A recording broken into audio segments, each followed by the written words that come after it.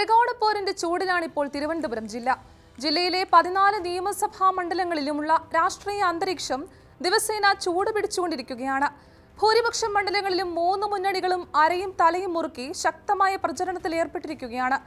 കഴിഞ്ഞ 2021 കേരള നിയമസഭാ തെരഞ്ഞെടുപ്പ് സമയത്ത് കോവളം ഒഴികെ 13 മണ്ഡലങ്ങളിലും വിജയം നേടി ജില്ലയിൽ ഏകദേശം സമ്പൂർണ്ണ ആധിപത്യം സ്ഥാപിച്ച LDFന് ഇക്കുറി കാര്യങ്ങൾ അത്ര എളുപ്പമല്ലെന്നാണ് നിലവിലെ രാഷ്ട്രീയ സാഹചര്യങ്ങളും പ്രചരണ രംഗത്തെ ചൂടും വ്യക്തമാക്കുന്നത്. അതേസമയം അടുത്തിടെ നടന്ന 2024 ലോക്സഭാ തെരഞ്ഞെടുപ്പ് ഫലങ്ങളും തുടർന്ന് നടന്ന തദ്ദേശ സ്വയംഭരണ തെരഞ്ഞെടുപ്പുകളും UDFനും BJPക്കും ഒരുപോലെ ആത്മവിശ്വാസം നൽകുന്ന ഘടകങ്ങളായി മാറിയിരിക്കുകയാണ്. ഈ 2 തെരഞ്ഞെടുപ്പുകളിലുമുള്ള മുന്നേറ്റം ജില്ലയിൽ വീണ്ടും ശക്തമായി തിരിച്ചുവരാനാകുമെന്ന പ്രതീക്ഷ UDFന് നൽകുന്നു. അതേസമയം നഗരസഭാ ഭരണം ഉൾപ്പെടെയുള്ള ചില തദ്ദേശ സ്ഥാപനങ്ങളിൽ മികച്ച പ്രകടനം കാഴ്ചവെച്ചതിന്റെ ആത്മവിശ്വാസത്തിലാണ് BJP നേതൃത്വത്തിലുള്ള NDA മുന്നണിയും തെരഞ്ഞെടുപ്പ് പോരാട്ടത്തിന് ഇറങ്ങുന്നത്. ഏതൊക്കെ മണ്ഡലങ്ങളാണ് ത്രികോണ പോരാട്ടത്തിന് സാക്ഷ്യം വഹിക്കുന്നതെന്ന് നോക്കാം. ഞാൻ ഗ്രീഷ്മ. ജില്ലയിലെ ചിറയൻകീഴ്, ആറ്റിങ്ങൽ, നെടുമങ്ങാട്, വാമനപുരം, അരുവിക്കര, കഴക്കൂട്ടം, വട്ടിയൂർക്കാവ്, തിരുവനന്തപുരം സെൻട്രൽ, നെയ്യാറ്റിൻകര, പാറശാല, കോവളം, വർക്കല, നേമം, കാട്ടാക്കട എന്നീ മണ്ഡലങ്ങളിലാണ് പ്രധാന മത്സരം നടക്കുന്നത്. ഇവയിൽ പല മണ്ഡലങ്ങളിലും ശക്തമായ ത്രികോണ മത്സരത്തിനുള്ള സാധ്യത രാഷ്ട്രീയ നിരീക്ഷകർ ചൂണ്ടിക്കാണിക്കുന്നു.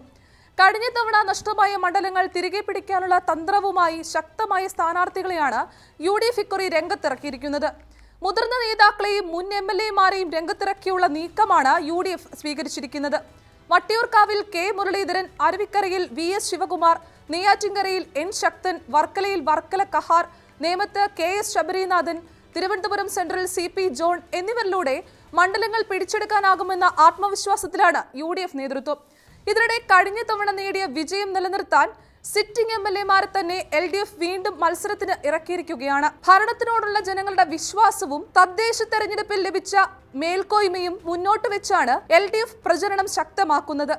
തദ്ദേശ തെരഞ്ഞെടുപ്പിലെ കണക്കുകൾ നിരത്തി ജില്ലയിൽ ഇപ്പോഴും തങ്ങൾക്ക് വലിയ പിന്തുണയുണ്ടെന്ന വാദവും LDF മുന്നോട്ട് വെക്കുന്നു. തദ്ദേശ തെരഞ്ഞെടുപ്പിലെ കണക്കുകൾ പ്രകാരം 9 മണ്ഡലങ്ങളിൽ LDFന് ആധിപത്യം നിലനിർത്താൻ ആയപ്പോൾ 2 ഇടങ്ങളിൽ UDFും 3 ഇടങ്ങളിൽ BJPക്കുമാണ് മുന്നേറ്റം രേഖപ്പെടുത്തിയിരിക്കുന്നത്. പ്രത്യേകിച്ച് തിരുവനന്തപുരം കോർപ്പറേഷൻ ഭരണം പിടിച്ചെടുത്തതിന്റെ ആത്മവിശ്വാസത്തിലാണ് BJP നേതൃത്വത്തിലുള്ള NDA മുന്നണി പ്രചരണം ശക്തമാക്കുന്നത്.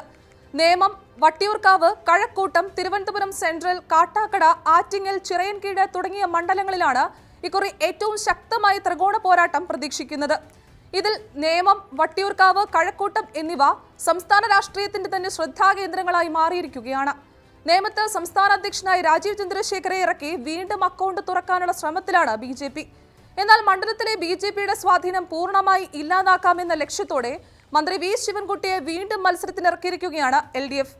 അതേസമയം മണ്ഡലത്തിലെ പഴയ സ്വാധീനം വീണ്ടെടുക്കാൻ മുൻ MLAയായ KS ശബരിനാഥനെ രംഗത്തിറക്കിയാണ് UDF പോരാട്ടം ശക്തമാക്കുന്നത്. വട്ടിയൂർക്കാവിലും സമാനമായി കടുത്ത മത്സരം പ്രതീക്ഷിക്കുന്നു. UDF സ്ഥാനാർത്ഥിയായി K മുരളീധരൻ രംഗത്തിറങ്ങിയപ്പോൾ മണ്ഡലം നിലനിർത്താൻ മേയർ ബ്രോ എന്നറിയപ്പെടുന്ന VK പ്രശാന്തിനെ LDF വീണ്ടും മത്സരത്തിനിറക്കിയിരിക്കുകയാണ്. കഴിഞ്ഞ തെരഞ്ഞെടുപ്പിൽ 2ാം സ്ഥാനത്തെത്തിയ BJP ഇത്തവണ മുന്നേറ്റം ലക്ഷ്യമിട്ട് മുൻ DGPയായ R ശ്രീലേഖയെ സ്ഥാനാർത്ഥിയാക്കി പോരാട്ടം ശക്തമാക്കിയിരിക്കുകയാണ്. കഴക്കൂട്ടത്തും കടുത്ത രാഷ്ട്രീയ പോരാട്ടത്തിനാണ് വേദി ഒരുങ്ങുന്നത്. ലോക്സഭാ തെരഞ്ഞെടുപ്പിലെ മുന്നേറ്റം ഇക്കുറി ഗുണകരമാകുമെന്ന പ്രതീക്ഷയിൽ മുൻ കേന്ദ്രമന്ത്രി V മുരളീധരനെ വീണ്ടും മത്സരത്തിനിറക്കിയിരിക്കുകയാണ് BJP. എന്നാൽ തുടർച്ചയായി മികച്ച പ്രവർത്തനം കാഴ്ചവെക്കുന്ന മന്ത്രി കടകംപള്ളി സുരേന്ദ്രൻ ഇവിടെ ഹാട്രിക് ജയം നേടും എന്ന ആത്മവിശ്വാസത്തിലാണ് LDF. അതേസമയം പരിചയസമ്പന്നനായ മുൻ MLA T ശരത്ചന്ദ്ര പ്രസാദ് മുഖേന മണ്ഡലം തിരിച്ചുപിടിക്കാനുള്ള ശ്രമത്തിലാണ് UDF.